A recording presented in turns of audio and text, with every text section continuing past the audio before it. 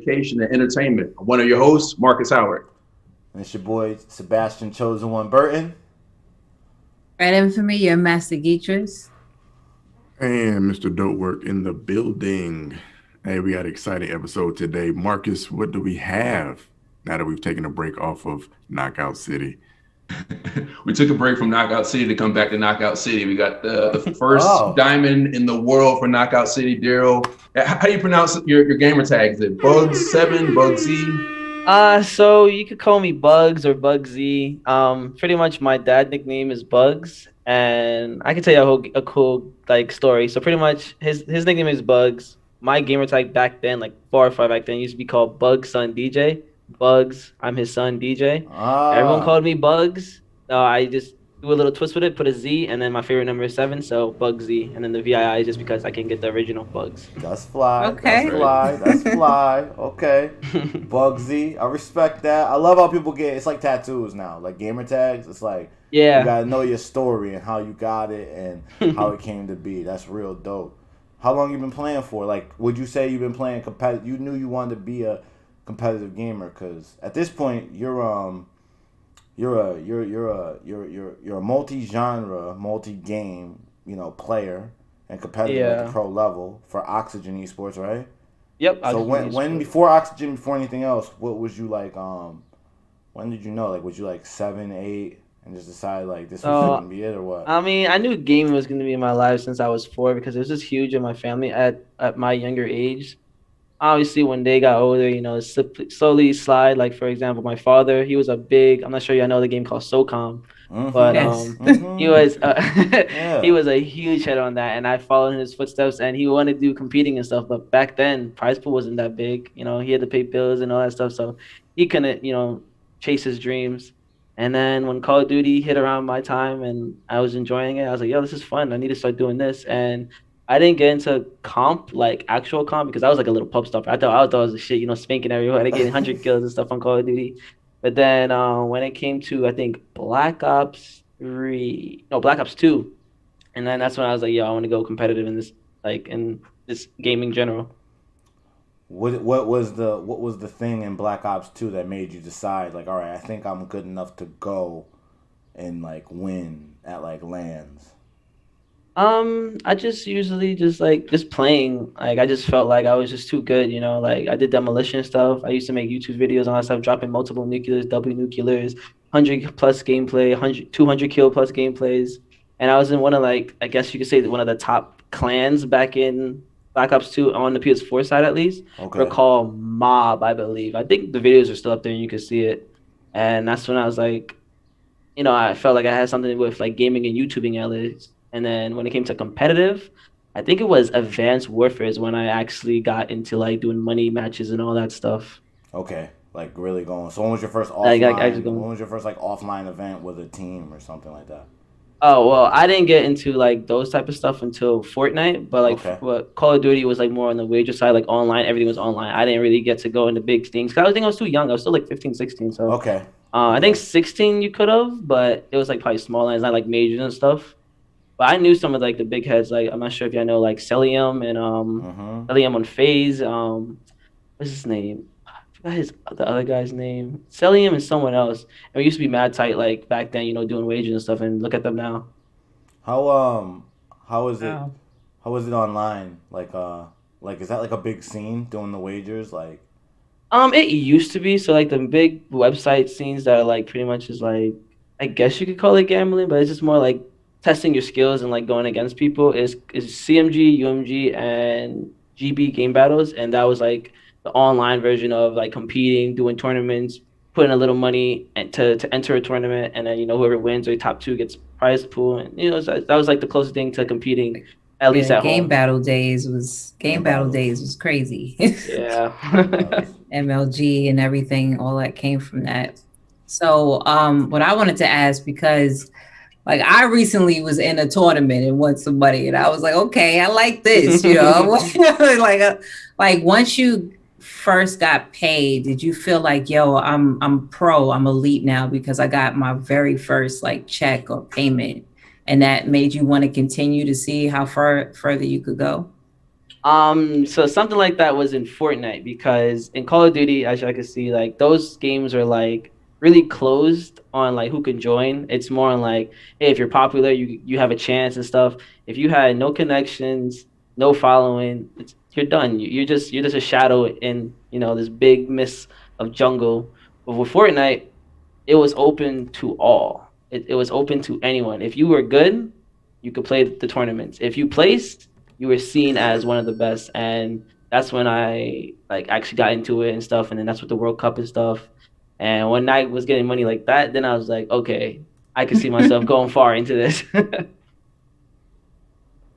That's dope. Shout out to everybody tuning in on LinkedIn. Alina, we appreciate you. Patrick, Steve, Chosen. If you see anybody on Twitch and on Facebook, we appreciate the audience and the community showing up here. If you have any questions for Bugs, post them in the comments. We'll make sure we get those asked and answered at the end of the episode.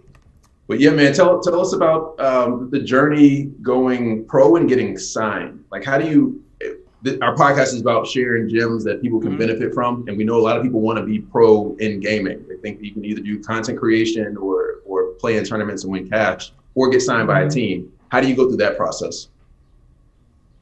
So for Fortnite, it was literally just by having placements, actually, placing high in like events. Like for example, they have Cash Cups and FNCS, and all you really had to do is perform. That's all you had to do for like games on like Call of Duty, Valorant. Those games are a little bit harder, but the best thing I could say is just do like YouTubing, get videos out, stream as much as you can, and any small tournament you can get your hands on, play in them because people watch for those things and it stands out. So for example, like for me with Fortnite, a random person no one knows, I started playing Fortnite, thought it was really good, was doing little tournaments here and here, and then World Cup came around, placing. um I was really close to actually going to World Cup. I was actually 2 points off. Very, very devastating. But going into that, after that, like the competition kind of settled down because they had to go through the World Cup process. But after that is when I saw a LAN center. I was like, yo, I want to compete. Like it's just a drive inside me. I was like, yo, I need to do something. I can't just sit and play pubs. I can't just sit and play rank. I just need to compete. I just love it. And that's how I found Helix, aka Oxygen, because they actually started the org that I'm in. And it was like, oh, we're doing a tournament. Back then, Fortnite had these just tournaments that was just like placement, like literally just play to see how well you would do, and like you show off your friends. I got this much in this cup. How much did you get? Just to brag about it. And what they did with it was they took that tournament and was like, all right, guys, you put like pretty much you pay in, and pretty much winner takes all, depending on how much people came. And I literally went flawless there every single time. And in the future, when they had actual like events, because before it wasn't customs like it was, like how you could just load in all together in one group. When they finally added that, I've literally placed, I believe, top 3 or better every time. And the times I didn't place first is not me joking around or not taking it too seriously, but me joking around, not taking it too seriously. So how do you know? That's dope, by the way. How do you know what in today's age with streaming and YouTube? How do you know whether to take it more serious playing or streaming? Because I'm sure you see the money people are making streaming and YouTubing versus the grind. I'm like you. I was a pro, bro, so I know about the grind. You know what I'm saying? Like I was all about the grind for real. But I kind of think like, damn, like did Ninja have to do the grind? Because it's like you grind, and he grinded in Halo, and that turned out to be like kind of more like what our careers were. Like like hey, you make some money, you go to team, you try to make it work, you try to win the big one. But then he made way more than what a player makes by being a streamer. You know what I'm saying? Streamer, yep. Way more. So how someone like you, 21 in your prime, how do you decide at 21, I'm gonna stick with this pro thing or I'm gonna stream? Shout out to Ink Bear Gaming. I see you on Twitch. So, what opened my eyes was back around Fortnite, and I think it was like when people qualify for the World Cup, pretty much. And I was just sitting there like, there are people that are qualifying, and literally the one video they posted about them qualifying, getting millions of views. You're one out of the 100 people that's about to go for this big prize pool.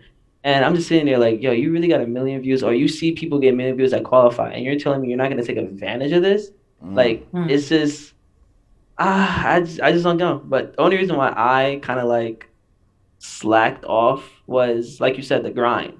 The grind is hard, It and is. I was back in like Call of Duty days. I used to upload 100, 200, kill gameplays. Now I'm playing comp. I'm getting kills, but I'm also dying. My score is like 30 to 14. Rather me playing pubs where I'm getting 200 to 2. Right. Right. And I'm just saying like, does my audience want to watch this? They don't want to see me getting my ass beat. Right. Right. Right. So that's when, like, when I was younger, I rather preferred this competing, because, like I said, that was my enjoyment. But now that I'm getting older and understanding it better, I can see that doing YouTubing, doing streaming is way worth more than grinding. But at the same time, you could just stream the game that you are grinding competitively. There's nothing, no harm, no foul into it. The only thing you do is, I guess, you give up your strats and people can understand how you play and learn from you. But you got to realize, at the end of the day, once you face them once or twice or a couple times, people are gonna figure you out either way. So Anyway, it's better to show them and then hit them with something different the next time. They'll be like, "Wait, what? You never done this before? Like, why? What's up with the change up?" And that's just my thoughts on That's those. your business. Yeah. That's your business. Oh well, changed up for you, fooled you. Yeah. Yeah. So how do you know what the hottest game is? I mean, how what brought you to Knockout City specifically? What made you? Why you want to jump on Knockout City? So I'll tell you the journey that I had with Fortnite. So pretty much Fortnite, no offense to the Fortnite fans, Fortnite is just not the game anymore. Prize pool is pummeling, the players are pummeling, the lag is everything's just I really noticed bad with that. Fortnite. Very, very bad. And I had like a really bad year where everyone thought I was just terrible because I had like packet loss and internet issues. And I just had to deal with it. And then, everyone just looked down on me like, oh, you're not how you were before. And I just had to take that. Wasn't doing well anymore. And I was like, yeah, not only that's happening, but the price pool's going down. I don't see a point in playing this game anymore. I actually game hopped, I think, 5 games. The first game I game topped was something, what was it? It was Road Company. I was going to go to Road Company. I was playing with my friends. We used to grind mad hard. It was mad fun, easy. Then we got to scrims, and they got a little more difficult. Then we got better. And then just watching like the viewer counts and stuff, where it's like, this game is it's too small. Like, it's not growing. It looks like no one's interested. Moved on from that. Then this one was like a joke, but I just wanted to do it for, like you said, like streaming, like how it's bigger. I went to Fall Guys. And I was just doing it to shit. Oh, I have the most wins, and I was grinding it. And it worked out and it didn't work out. Like, no, I didn't get that much viewers from it, but I got invited to a tournament because of it, and I end up winning that tournament. But then I could have won Moultrie because it was like someone called Grand Pooh Bear, and he was just running these $5,000 tournaments because I think he was sponsored by Monster, and shout out to, that was amazing. I actually sent all the players like big stacks of these monsters every time for every tournament. It was lit. But then, like I said, same thing with like the whole Fortnite thing I told you about the LAN. After I won, ain't gonna lie, I got a little cocky, stopped like playing and practicing. Because don't get me wrong, that game was like very RNG, jelly beans bouncing around and around. But there's ways you could like learn and maneuver it. But I just like, got too cocky. And then obviously that game was never gonna be competitive. It was just like a fun party game. So drop that game. The next game, the big game that I said I was gonna try because it was been talked about, but we didn't know what it was gonna be, was Game Gods. If you remember Final Mouse. I was gonna go like try that game out. I enjoyed it. It got a lot of backlash. No one enjoyed it. Game died. And finally, I think I was actually no. Then the fourth game is now Knockout City, and I was like, you know what? I think this could be a game that I could get into, and going well right now, hopefully. So yeah, we had Karthik Bala, the creative director on the game, and the founder of VLAN Studios, who made the game, on a couple weeks ago, and he just felt like players like you and casual players are gonna like Knockout City because it's like easy to pick up but harder to master. Yeah. So, would you agree with that? Yeah, 100%. Like, don't get me wrong. Like, even though some people are watching us, like in those tournaments and seeing, like, wow, this game is so competitive. Wow, this game is so fast paced. It's like I can't see myself playing it. But in reality, when you play Bubs, it's slower, easier. You get to understand it. There's players just like you that don't get the game, or stuff like that. Right. Well, I feel like I'm asking too many questions. Anybody else got any questions? I'm not.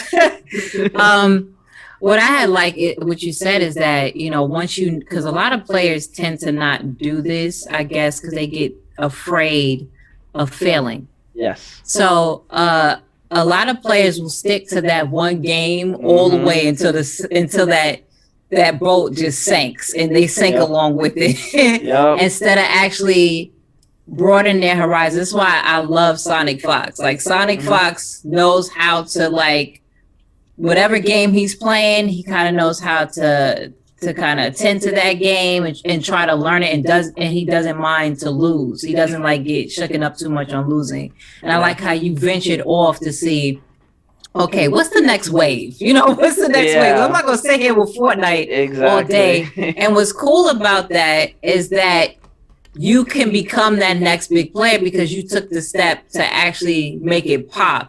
And on top of that, you're not being frugal with your talents or even some things you might share with your audience. And that's why your audience is going to gravitate you, or anybody that's going to pick up yo, he's sharing some tips. Because a lot of, pro players, and even on an entrepreneur tip, a lot of people don't understand when you give out some free information, it's a bait and hook. Like, I'm gonna hook you and you're gonna become a fan. You're gonna become a fan of me. And then later on I could sell you on later things. And I think a lot of people become too frugal with that and stingy until they smite themselves. So I love how you actually took a chance to go into another game, another community, try it out, share some tips, and then now you're on Knockout City, which Mark has been calling it for the longest. Marcus is the early adopter. He is the huge brand ambassador, saying yo, this is going to be the next wave. And I do see it because it reminds me of the Splatoon feel of anybody can gravitate towards it, any age, but then a competitive feel of, okay, we have Fall Guys, we got Splatoon, but then we kind of have that shooter type of feeling with it too, because like what you were saying, you got to pay attention to all your surroundings, and you can't air hustle on this game. You just can't air hustle on it. So I love how you went about insane, and I think everybody should learn off of that. But another question I wanted to ask: being signed to a team, versus being solo, how do you feel? Has it gravitated your brand being on a team, or did you find that being solo at the time you got more out of it? Give us the pros and cons of actually being on a team, because some people don't know that aspect. So the pros and cons to being on a team. All right, so I think the main there's not really a con. I mean, it's more on if you're on the greedy side. So I guess the only con I can see that being on a team, well, actually two. I'll give you two. The first con is depending on what you're doing for that team, you got to split with them, obviously. And it's not a major split, but it's still something that's going out of your pocket. But then again, the pro to that is they should be the ones that's giving you marketing or giving you those graphics that you need or the editors that you need to help you out. And then another con is signing to the right org. For example, what if you are in Fortnite, you're popping off, and then this little org, and it happens a lot in the Fortnite scene, or at the beginning it was say you just join this little org called Supreme Supers, and it's yo man, you popping off, da da da da. We'll give you $100 a month or whatever to keep competing under this name. You give us 10% of your money, everything else, streaming money, all that's yours. And you're wow, I'm gonna be signed. They got 10,000 people watching them. This is cool. Signed, and not agreement. Talking about an actual contract that you're locked in for months, that you can't get sued if you try to thingy. And then you realize after a while, all your friends or all these other players are getting signed by FaZe, 100 Thieves, all these other crews, but you're way better than them. You're sitting here like, wait, what? And then y'all, obviously probably talk about how much y'all making from these orgs and stuff, and then you're locking the contract. So you definitely got to look at who and when you're signing, and you got to know your worth. That's the biggest thing I could tell you. Just from seeing the Fortnite scene and just knowing certain contracts, like orgs are not saying spiteful, but like at the same time, orgs are taking the chance with you. They're taking the chance with you being consistent, you being on your A game, you being active.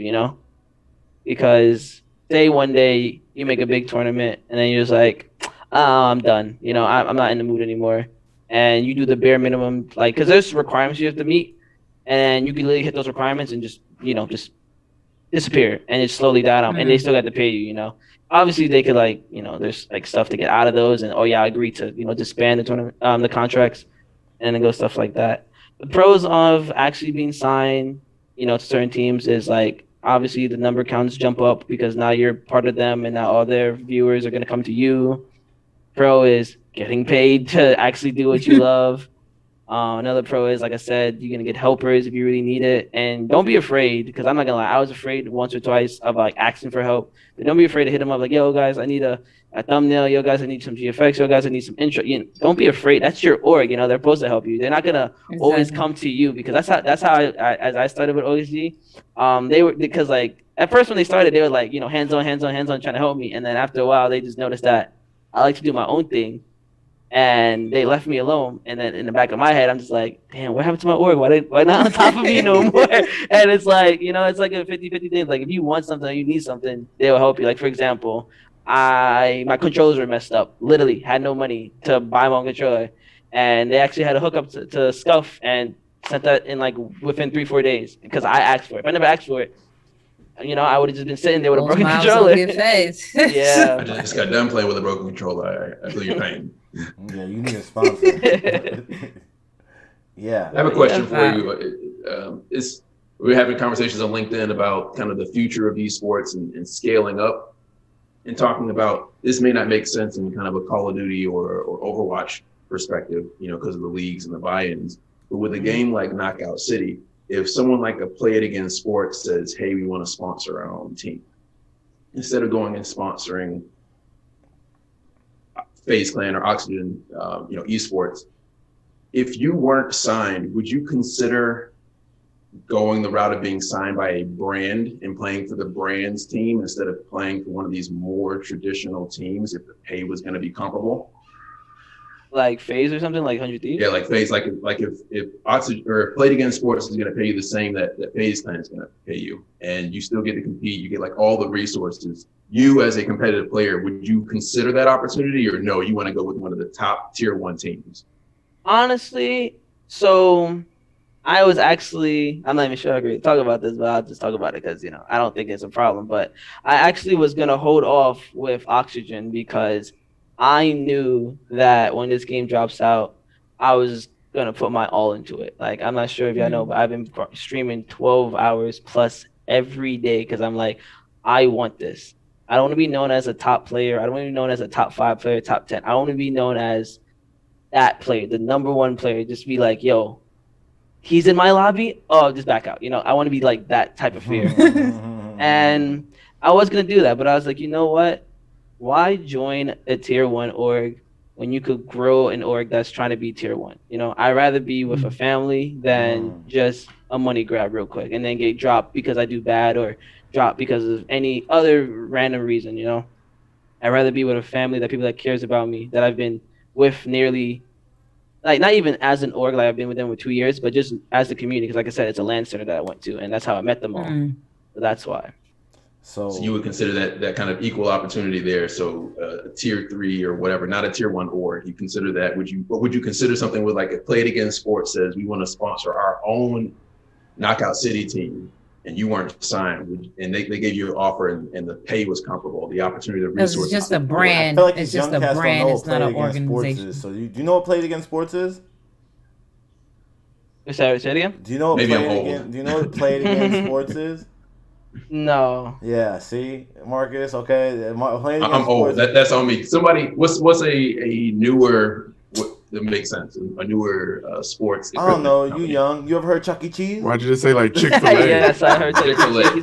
Well, I was just thinking like because it's a sports, you know, they would sell dodgeballs. So you mean like a side? Oh, you mean like a sponsorship? Oh, right, a sponsorship. I think it would have to. Oh, I think all sponsorship goes through my org first. Like you can hit me up, but you have to talk to my org about it. But would you do it if Subway came to you didn't and have said, a team? "Hey, you want?" But they had their own league teams because you have like, let's say if Monster had their own league team for Knockout City, and you was not signed to any organization, would you take them up on that honor of representing just Monster because they're just a brand, but they not so acclimate in having an esports team, but they're putting money into making their own team at that moment for Knockout City? Would you take up that opportunity? Oh, I mean, probably. It all depends on how long the duration would be for the contract. Yeah. What's a good duration? What's a bad duration? For stuff like that, because like I think this is more like both like just helping each other out type stuff. Like they're trying to get their, you know, not saying their name out, but it's just marketing. I would probably say 3 months, maybe 5-6 months max. Max, like that's like max. Like I'm pushing it, saying 6. Okay, and why would and so versus 100 Thieves, how long would be a good contract for them? Oh, forever. That's my favorite like org. Like Nate shot in them, like he just knows what he's doing. Like I've been watching him since the time of dawn of Call of Duty and stuff. Okay, so that stuff matters. It matters. Yeah, because like when it comes to like brands, like you just said, that's more on like money. Like you're just getting paid money. Exactly. While these orgs are like actual, like they help you, they promote you and stuff. Monster throw something here twice for you here and there. That's it, and pay you. You probably talk to them here in the Blue Moon, but you're not talking. You're not, connecting wise and all that stuff. So from the player's perspective, that stuff really matters. Yeah, that stuff matters for the advancement of your career. Okay, definitely could feel that. So I find it interesting that you consider them high on your list when a lot of them that's on that organization don't look like you. So what is the draw? Oh, like I said, it's just like from just watching Nate Shot and just knowing his marketing and just like because he was a player himself and he literally quit. I'm not even sure if gaming was truly his goal, but for him to quit doing something that he was doing amazing, streaming wise and stuff, to drop it to actually take a younger audience and help out is just like, I don't know, like what do I say? It was like a big help, pretty much. Not like a big help to myself, but like just like to see that he's helping other people. Like small stream, like do you know Classifying them? I'm not familiar. So it was like these 3. Yeah. So it was like 3 or 4 of these guys. There was 1 black guy and I think 2 Caucasian and like 1 other person. And they were just a group of friends making dumb videos and just funny stuff. And 100 Thieves just liked it, picked them up, and they had a thing going on. And then they slowly broke up because one person just wasn't feeling it anymore. And as their friends, instead of them being money hungry and say, "Oh, it's just gonna be 3 of us now," or "Oh, we're gonna get another 4th," they just disbanded, and now they're doing their own stuff in their own career, but still signed to 100 Thieves, of course. If I asked you to pick somewhere else to go with people that look like you, do you even have a choice? No, I don't even think there's any like actual gaming organization that's all myself. That's probably. So do you think that means they don't exist, or you think that means they haven't reached your radar? Not that they don't exist. There's definitely some, but they probably haven't reached our radar, most likely. And why do you think they haven't reached your radar? Most likely just by popularity and stuff, like the size that they are and stuff. Like for example, like Oxygen, I probably wouldn't even join it if I never went to that LAN center. Like literally, like Oxygen. They're small, but they're not small at the same time. Like they're pretty big in Rainbow Six, but that's the only game they're really big in. They're in like smaller games like Call of Duty Mobile, some card game. I really forgot what it's called, but they're also in that, and Rocket League. They're also in Rocket League. So what do you do to balance your mental health? I know you deal with racism and toxicity online. since you've been competing. So how do you balance that and stay not burdened down by it? Yeah. I'm not saying I've had the worst childhood or any type of sort like that, but like just from growing from the Call of Duty community, it's just a laugh to me. Like, all honesty, like it doesn't even hurt me or affect me. I just laugh at it. I'm just sitting here like, bro, you're really in my stream saying this. You're watching me. Remember that. You're like a little fan to me. You're not a supporter. You're a fan. You're watching me just saying these words. You say these words, you get banned. There's no point. Not gonna hurt me. That's just how I deal with the situation. And where do you think you get that type of mindset from? Were you raised to feel like that, or is it something you just recognize within the space that, hey, I need to be like this in order to survive it, or what? I think it's just from playing Call of Duty. I'm pretty sure if we all play Call, we all play. I'm about to say. You can survive Call of Duty. You can survive anything. Yeah, pretty much. So I think what Derek's digging into is like, do you think that's supposed to be like that? You think that's supposed to be like that? No, not at all. But it's just from growing up with it. It's just like growing up with it. Like if you're used to it, it's just like not that you understand it. You grow like you got a callous skin to it. You're not gonna be easy. Yeah. It's just like whatever. But like other people that's not used to it and they hear it, they're like, why would you like? Oh my God. Yeah, like why would you even say that? So when you start being in the position you're talking about, like the nade shop position, in a couple of years, and you start turning around helping the 21-year-olds, 19, 18-year-olds, are you just gonna tell them to grow thick skin, or you think something should be done about it? You see what I'm saying?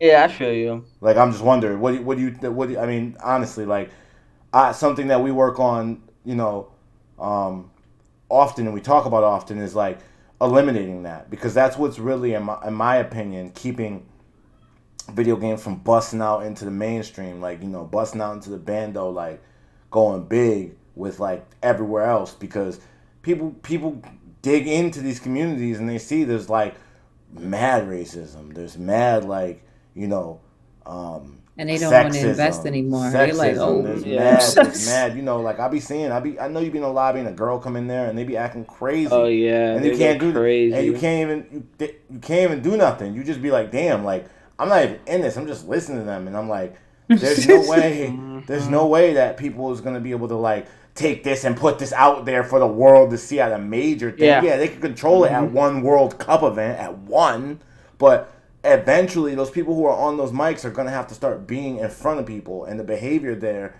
I just think, is like, you shouldn't have to grow thick skin. You shouldn't have to. It just doesn't have anything to do with what's going on at hand. So it's funny you bring Call of Duty up, because I feel like that's the game that is number one in the world for like ridiculous, absurd racism that just be going by every minute of every day. It's because crazy. Now, like, if you cut on Call of Duty, like they have this one splash page talking about that, saying, we don't condone this. And I was like, well, y'all should have been had this. It's like Call of Duty 4. How long? Them lobbies, like my first time playing. Yeah, my first time playing Call of Duty. The very first time I played on Xbox Live was with Call of Duty 4, which is Modern Warfare, and I got hit with mad. I was like, yo, I'm on your team. Do you know I'm on your team? Yeah. And then ever since, further than just like what Bugs was saying, especially being a woman and a Black woman at that, I did, and even to this day, I do grow a certain type of armor. At the same time, just because I grow that armor does not mean that I accept it. Right. It's just that I know how to not, like, what you're saying to me don't really mean nothing, like, at all. But in the same token, I'm gonna make sure that this doesn't become something that's normalized. Yeah. Because I'm not gonna show that you're bothering me, because you're not. Right. And just like you say, you are a fan. But of course, I want to still teach even the younger generation to have a set of armor, but to also know how to infiltrate to make sure that doesn't exist anymore. And that's why, like, now with the Call of Duty stuff, it does make sense to be like, listen, we gotta all sit down or something, because this racism and this sexist stuff and all kind of prejudice just can't be condoned at all to normalize it, because we see it so much, even like in Overwatch League. We spoke about that league a lot. Call of Duty kind of calmed down on it. I went on there recently and people was like, good game. I was like, really? Like, you said good game? I was just so surprised. I can't believe this. This is civilized. I was like, wow, G Willikers type joint. I just turned to a whole different person. Like, that they said good game. And I was like, well, you called the nigga. Okay. So you don't know how to respond to good sportsmanship. Yeah, it was so baffling that, you know, I love when I do hear like, yo, good game. That was a really good game. You had me. You know, I seen you in the corner camping. Like, I love hearing that. It's really refreshing to hear. So yep. Let me ask you a question. Go ahead. You black. Why don't you play no fighting games? So my dad was a big head for like Street Fighter and stuff. I don't know. I mean, I play it. Like, my favorite fighting game right now that I play here and there is Brawlhalla. Brawlhalla, like, yeah. I used to play Mortal Kombat and all that stuff back then, but like it just got repetitive. Just like for example 2K and all that. It just got repetitive. So sports and fighting isn't your genre. You like shooters. Do you ever watch any of that stuff on Twitch? Like, I wonder, like, do the pros of, like, you and your boys playing Knockout City, playing Fortnite, do y'all ever just be like, I'm just go watch this Mortal Kombat tournament? Nah. I only like mainstream. Like, it's sad to say, but I only like mainstream stuff that I like to watch. Like, for example, recently, Fortnite did their grand finals. Like, even though I'm not playing that game no more, I still like to see, you know, my homies or the people that I used to, you know, mess with, you know, compete. And then, for example, Valorant wasn't the biggest head in it, but I like seeing like majors and stuff. Those type of games. And do you think have you ever met any fighting game players that, like, you've met on Fortnite and they're like, well, that's what I play mainly, but I just bumped into you, and then y'all became cool? Not that I know of. No one ever, like, that I've met said I came from a fighting game. Okay, and this is my last thing, Derek. I see you doing, bro. I just want to say, so it's safe to say, as I try to tell people all the time, this is a lesson for y'all, is that games are different than traditional sports. How they try to be like, well, basketball or football. It's like, well, this is different because you have so many genres in gaming. Because there's a bunch of people, like Red said, like Sonic Fox, they got their own world, right? Of about their own, their own, like, fighting games is its own thing. Fighting games is its own thing. It's got its own following, its own people, but they don't necessarily turn around and start watching Rocket League. They don't watch it. They don't. It's not that it's not popular. It's not that, but they don't. I have never, ever, let me tell you something. I see how when the marketing is there. I see how much people play it. I see how they had Kiki Palmer do the World Finals, and she was up there with a virtual person. It wasn't even she was real. The virtual person wasn't. It was cool, trendy. I still didn't watch one whole match of League of Legends. The game went out 10 years. Yeah, I don't watch sat through one game ever. Never from the top till the finish have I been like, wow, that was a thrilling match of League of Legends. Never. Ever, not once. It doesn't mean I don't respect it. So you never watched a stream or a YouTube video just to see what it was ever? I've spent 10 minutes, 15 minutes at a time. Don't get me wrong, multiple times, but by the time they're in the middle, I've gotten to where like one team has been down to 2-3 champions. Never like where it's like oh, this is it. Like if they destroy the turret fast, I've seen that, but like. Never more than like, man, nah. There's too much. I haven't seen you know how much Smash can get played in that time? You know how much Smash? You'll be down to one stock playing around. I'm tired of me sitting here watching them run through a jungle. Oh, he can't see him, but he can. Nah, but I respect it though, because it's okay. Twitch been popping for what, 10 years? League of Legends been in that top 5 every day. You open Twitch right now, where League of Legends is going to be at the top. Yeah, League of Legends, Dota, all those real-time strategy. At the tippity top, because you know why? Old game. Because they got Asia. Oh, that's what they got Asia. They got Asia. America, they suck at League and all that. It's so bad. That's all I know about them. They got Asia. But I wanted to let Derek go because I know you was dropping great, because I want to follow your trail. I got a couple questions too behind your trail, and then we'll let you go, Bugs.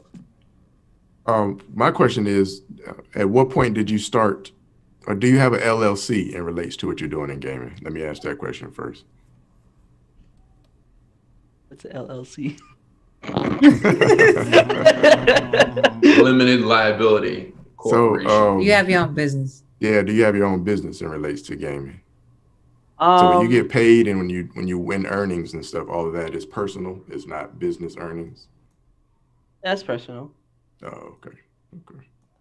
So let me ask you, why not go business with it so you can write off your headset, write off your chairs, write off your internet, write off your tournament entry fees, like conduct it like a real business if you're doing business relates to your gaming.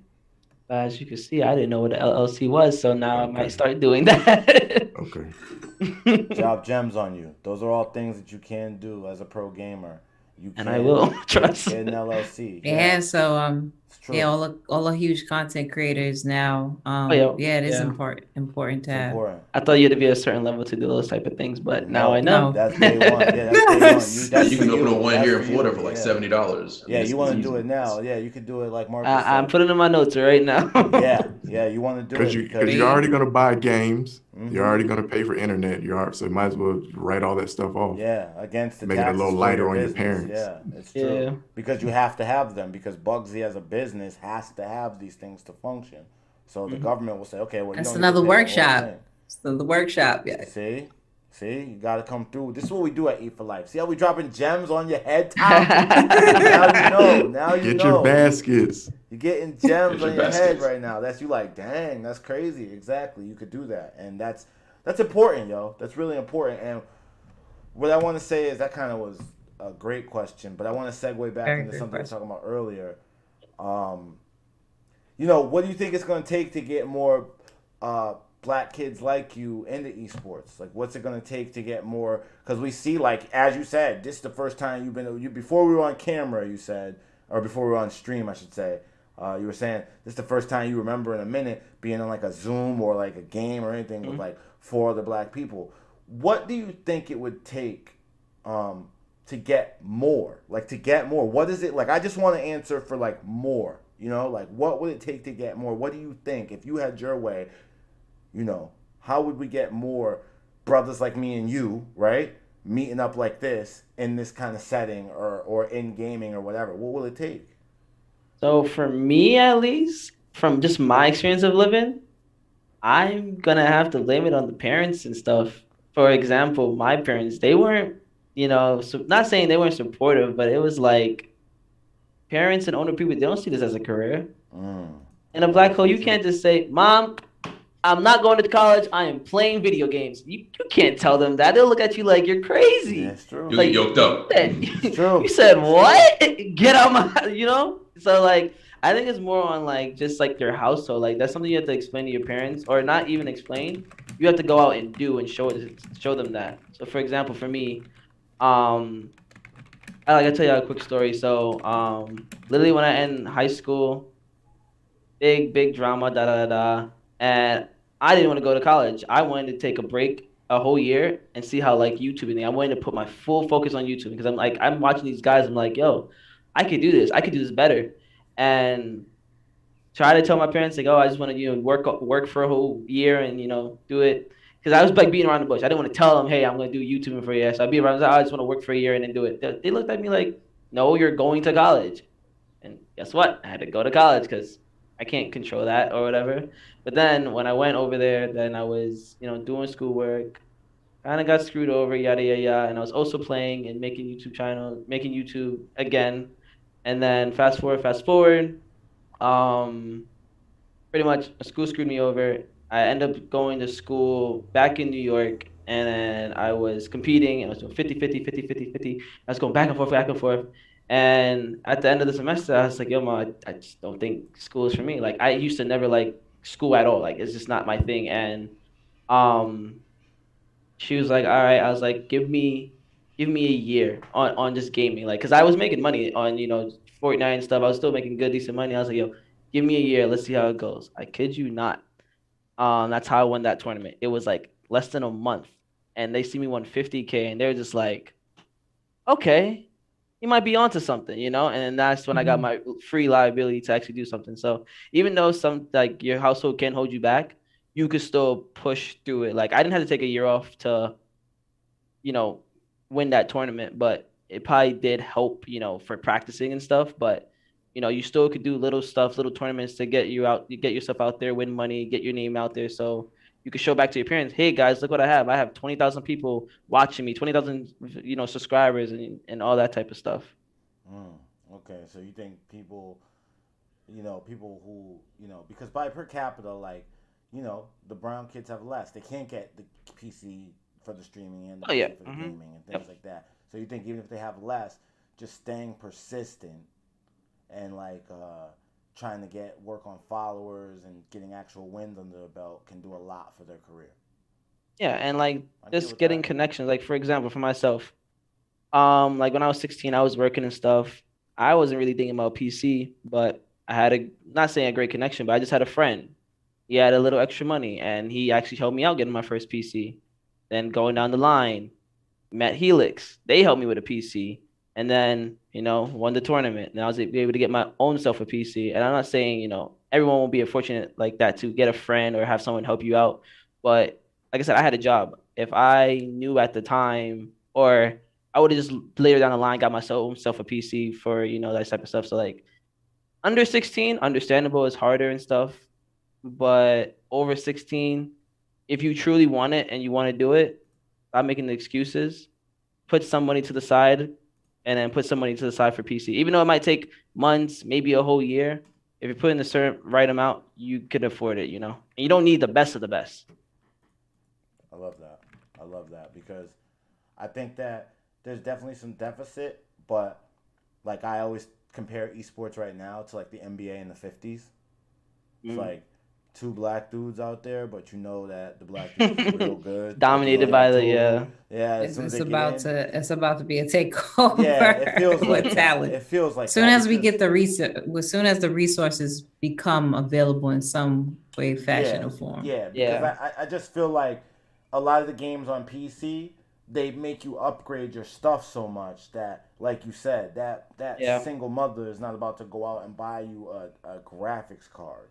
She's not like, let me get you a graphics Boy, card. how much is that? For real. You know what I'm saying? So I love that you're saying, though, no matter what it was you had, first of all, you was just like me. I got a job at 16. Same thing. Keep the internet on. Keep all that. I had to keep Xbox Live and play DOA. I had to do it. There was no other way. I remember that. Talking to you reminds me of that. 2, I had to keep people out of my room, too.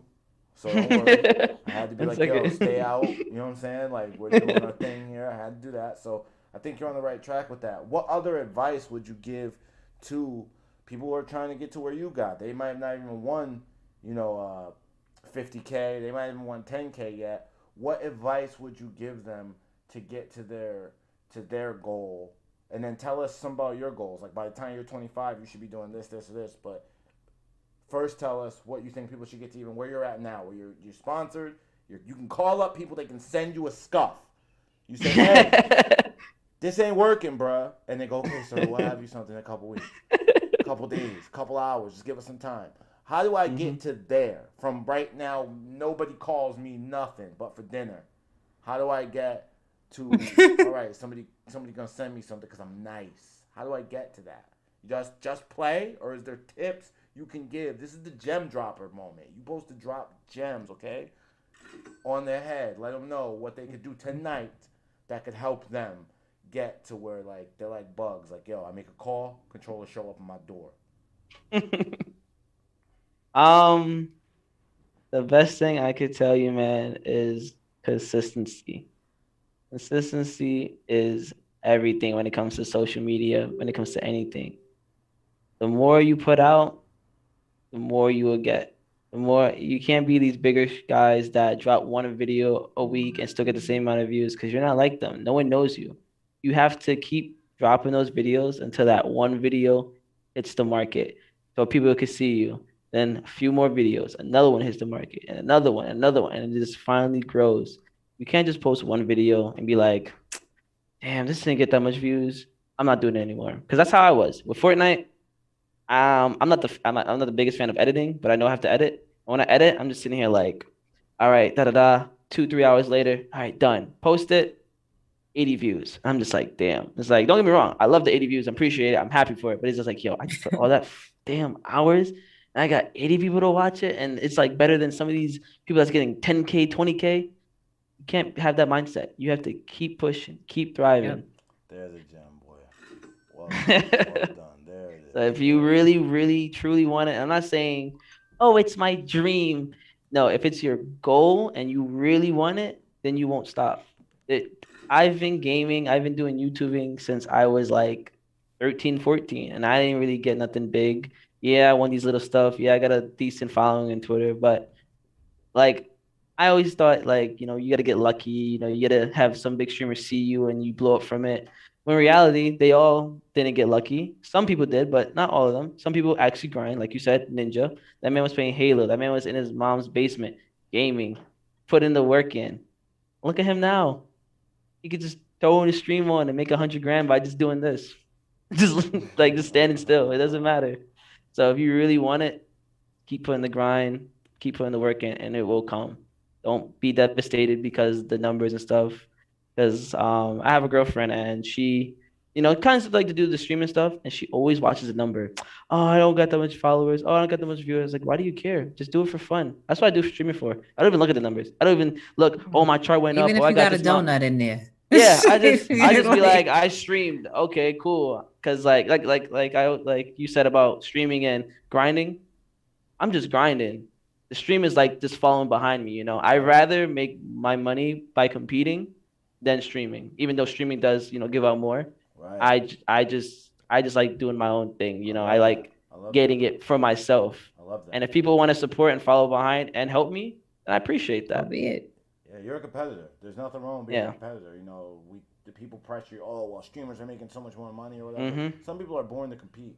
They just want to compete. They just want to, scrap it out. That's how I am. That's how I was. Yep. I just want to compete. I want to take your soul on stage in front of everybody. Yep. And you're I live in that. I can't tell you there is something special about it.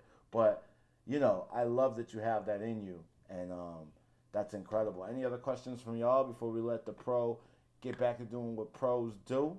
We're going to open the floor up for the guests and the audience.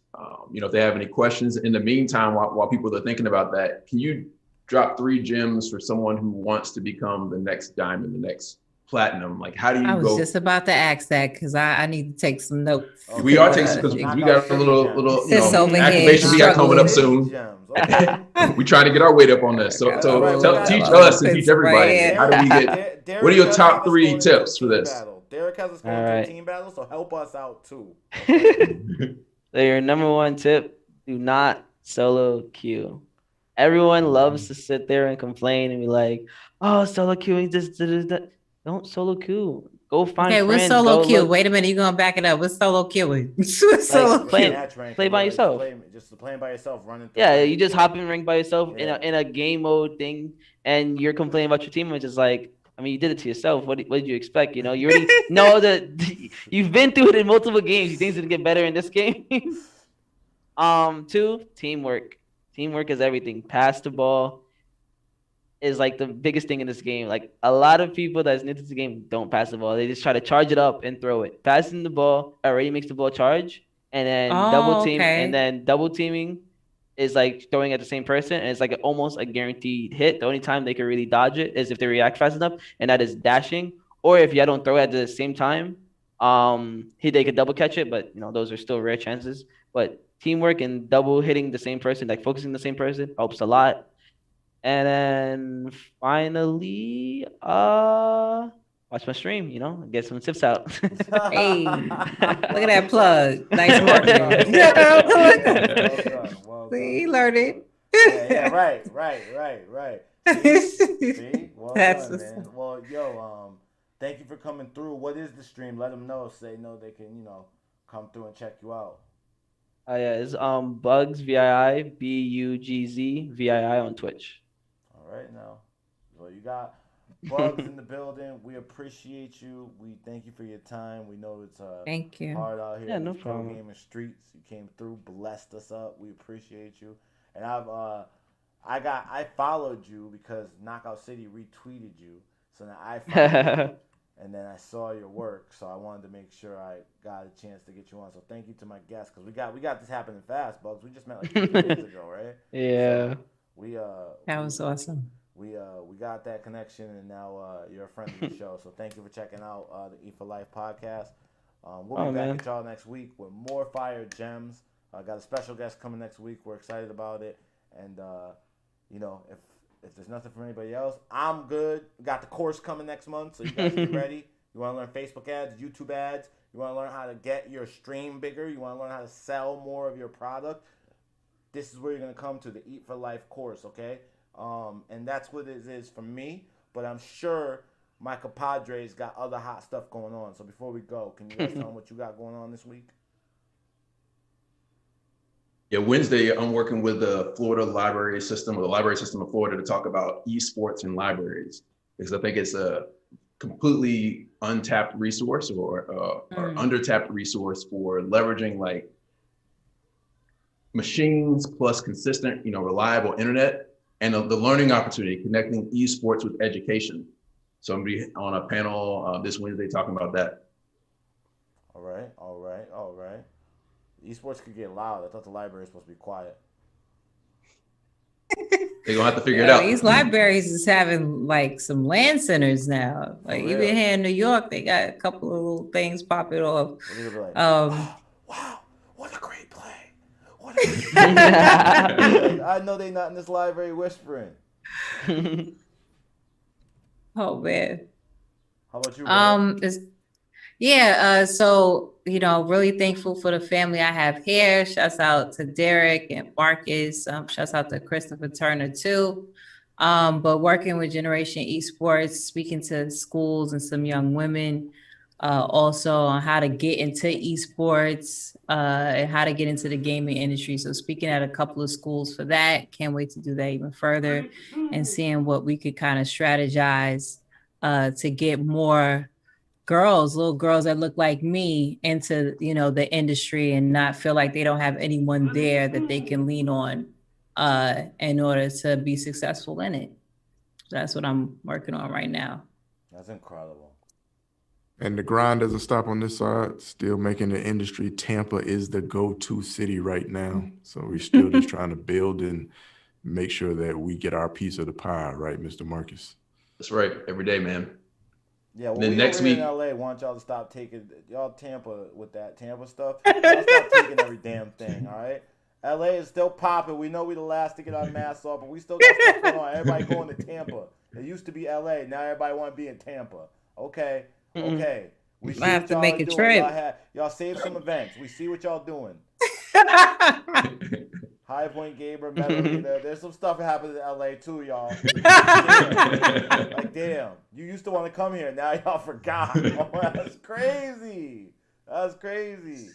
We need some New York stuff to pop off. Next week, we got Monica Pollard, who's going to be our guest for the podcast. She was really there in Germany when the Berlin Wall came down. She was there in Africa when Nelson Mandela got released from jail. So she's been part of some major world events and is a strategic business executive and was there when Verizon got created. So she's going to talk about, how people from a corporate level can figure out how to level up their careers and their businesses. So really excited about it. Yeah, she's really pushing forward a lot of like VR and augmented reality tech. I be seeing her on that a lot. So that's really, really, really exciting.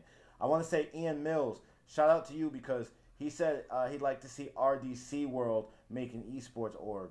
That's a fire idea. That'll be fire. Because they're the bomb, bro. They really because they have their own convention right now too. So they have their own convention. Yeah, they had it. This is what going on. I think the 3rd year. Bugs, do you know RDC World? RDC World? Oh hell yeah! Okay. I got a chance to meet. was that? Cool. I should have said that instead of played against sports. Yeah, they have their own Black anime con. It's fire. Yeah, man. Heck yeah. They're dope.